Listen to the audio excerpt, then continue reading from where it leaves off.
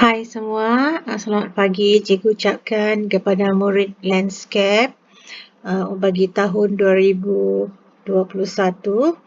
Jadi untuk pengetahuan semua murid, cikgu akan mengajar subjek landscape ini sepanjang PDPR untuk tahun ini. Jadi walaupun kita terpaksa berdepan dengan keadaan yang mencabar ini, cikgu mohon agar semua murid dapat memberi kerjasama ya sepanjang pembelajaran kita dari rumah. Jadi cikgu akan cuba sedaya upaya menggunakan medium untuk menyampaikan maklumat-maklumat mengenai subjek yang kita pelajari ini.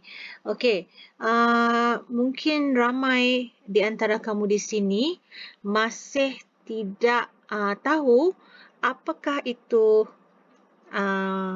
lanskap, okey, dan nursery. Okey, mungkin bagi kamu itu adalah benda baru. Sebenarnya lanskap dan nursery ini telah lama berada di negara kita.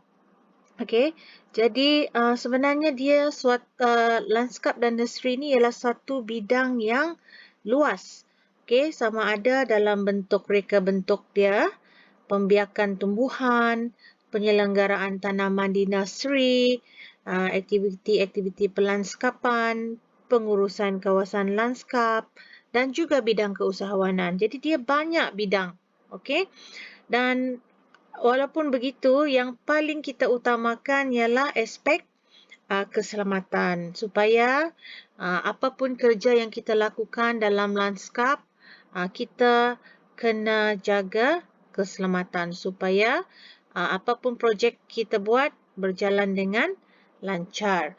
Okey, untuk pengetahuan murid-murid semua, okey, kita untuk tingkatan 4, kamu akan mempelajari 3 tajuk, iaitu yang pertama ialah pengenalan kepada lanskap, kemudian seterusnya pengenalan kepada nursery, dan yang ketiga amalan keselamatan di nursery dan juga tapak lanskap. Jadi untuk minggu yang pertama ini, cikgu akan menerangkan bab yang pertama, pengenalan kepada lanskap, di mana dia ada terbahagi lagi kepada tajuk-tajuk kecil ya. Jadi untuk minggu ini, cikgu cuma terangkan 3 tajuk kecil dalam bab pertama ini. Okey, semua boleh nampak tak gambar-gambar yang di paparan skrin sekarang? Okey, ini adalah contoh lanskap ya.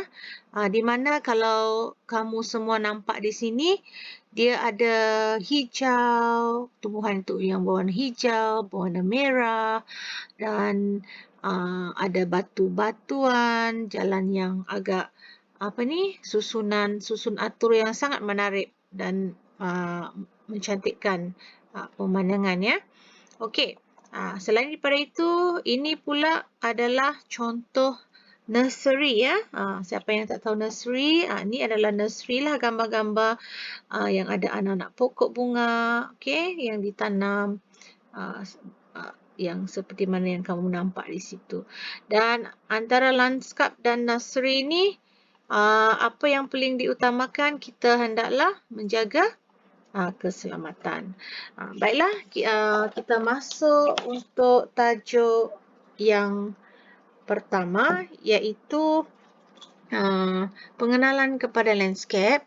Okey, landscape ni merupakan bidang yang menggabungkan seni dan juga sains, okey, dalam mewujudkan persekitaran luar yang seimbang, okey, di antara manusia dan juga alam semula jadi.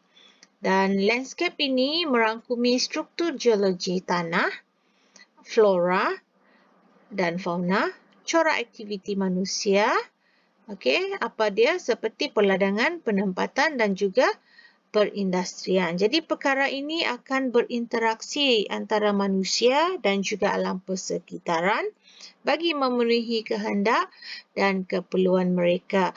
Jadi untuk tajuk ini, perkara yang paling utama adalah kamu kena memahami apa maksud lanskap dan apa maksud pelandskapan.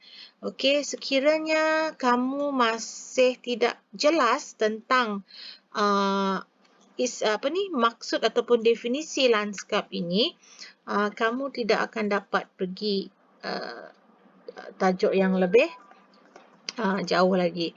Okey, jadi di sini kalau kamu lihat pada paparan modul ini, okey, lanskap merupakan satu ekosistem, okey, yang meliputi alam semula jadi dan juga alam binaan. Okey, dia ekosistem. Jadi, manakala kalau penlandskapan, dia merupakan proses, okey, yang melibatkan kegiatan merancang, mereka bentuk, melaksana dan juga menguruskan landscape untuk tujuan rekreasi, keselesaan dan keselamatan manusia. Okey, jadi cikgu harap kamu faham apa definisi lanskap dan juga pelandskapan. Okey, seterusnya, peluang kerjaya yang kamu boleh ceburi dalam industri lanskap ini? Okey, mungkin kamu tak pernah dengar sebelum ini ya. Jadi ada beberapa sebenarnya pekerjaan yang awak boleh ceburi. Okey, yang pertama ialah kamu boleh jadi arkitek lanskap. Apa itu arkitek lanskap? Okey, arkitek ni dia akan menjadi perancang utama ya. Okey, dia akan merancang pelan induk tentang lanskap yang akan dibuat itu. Dia akan rancang semua itu. Kemudian setelah dia siap merancang, maka pereka bentuk lanskap ini akan merealisasikanlah apa perancangan yang arkitek itu nak tadi.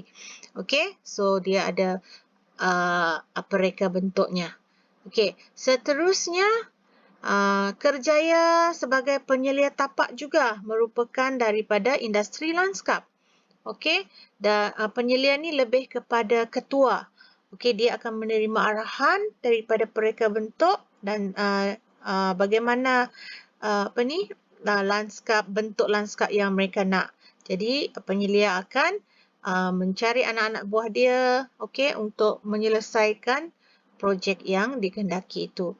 Seterusnya ialah kontraktor lanskap.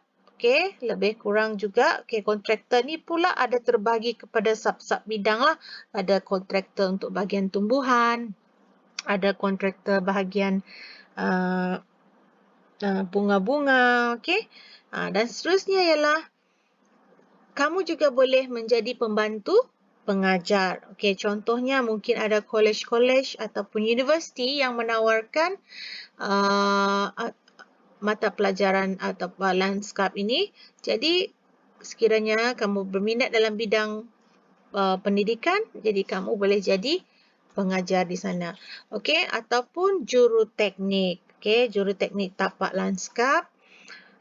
Pembantu pelukis pelan. Kalau kamu suka melukis pelan, inilah sesuainya untuk kamu ceburi. Ataupun pembantu teknik lanskap. Jadi kalau kita lihat, banyak sebenarnya peluang kerjaya, okey, dalam lanskap ini. Okey, seterusnya kita pergi kepada 1.1.3 di mana kita akan melihat apakah agensi yang terlibat dalam industri lanskap ini. Jadi kamu tak perlu risau kerana ada beberapa agensi yang boleh membantu kamu, okey, sekiranya kamu ingin bergiat dalam industri lanskap ini. Okey, yang pertama ialah Institut Arkitek Lanskap Malaysia. Okey, apa yang dia buat ialah institut ini menyediakan kepakaran teknikal. Jadi sekiranya kamu betul-betul berminat, jadi kamu boleh dapatkan ilmu pengetahuan daripada pakar-pakar di sini. Okey, seterusnya ialah Jabatan Perancangan Bandar dan Desa. Okey, yang ini adalah memacu perancangan fizikal negara melalui pelaksanaan dan pemantauan perancangan pembangunan yang komprehensif, sistematik dan inovatif ke arah kesejahteraan masyarakat. So, ini lebih kepada perancangan lanskap di bandar ataupun di desa. Okey, seterusnya ialah Jabatan Lanskap Negara. Ini pula sama juga seperti Jabatan Perancangan tadi, dia akan merancang, menyelaras, melaksana dan juga mengawal selia pembangunan lanskap yang ingin dijalankan. Okey, seterusnya ialah Jabatan Pertanian. Okey, Jabatan Pertanian turut melibatkan diri ya dalam industri lanskap ini. Okey, seterusnya Institut Tanah dan Ukur Negara juga menyediakan latihan dan juga menjalankan penyelidikan. Okey, kemudian pihak-pihak berkuasa tempatan, okey, seperti kamu lihat di logo-logo ini. Okey, mereka juga ada kuasa dalam mengurus pengindahan bandar. Okey, dan juga merancang dan mengawal pembangunan bandar. Ini terpulang pada bandar itu masing-masing lah. Okey, seperti di Labuan ini, kita pun ada juga pihak berkuasa yang mengurus untuk mengindahkan bandar kita. Okey. Dan ini pula adalah Nasri Lanskap di mana mereka membekalkan sumber tanaman kepada pihak yang mahu menjalankan projek penanaman. Jadi sekiranya kamu baru bermula, jangan risau sebab kita ada pihak yang membekalkan sumber-sumber tanaman kepada kamu. Okey, seterusnya kita ada agensi kontraktor lanskap. Okey, jadi sekiranya kamu ingin membuat mengindahkan sesuatu tempat, jadi boleh mencari kontraktor lanskap yang bertauliah dan mereka akan membantu menjalankan projek mengindahkan kawasan mengikut kehendak kita. Okey, dan seterusnya ialah Institut Penyelidikan Perhutanan Malaysia, FRIM. Okey, ia merancang dan melaksanakan penyelidikan lah bagi pembangunan sektor perhutanan dan pemulihan sumber hutan. Jadi itu sahaja untuk hari ini. So ada 3 topik yang kita pelajari. Jadi setelah menonton video yang cikgu bagi sebentar tadi, cikgu harap latihan yang akan diberikan lepas ini dapat dijawab dengan baik. Jadi tolong screenshot jawapan kamu yang telah siap dan hantar kepada cikgu.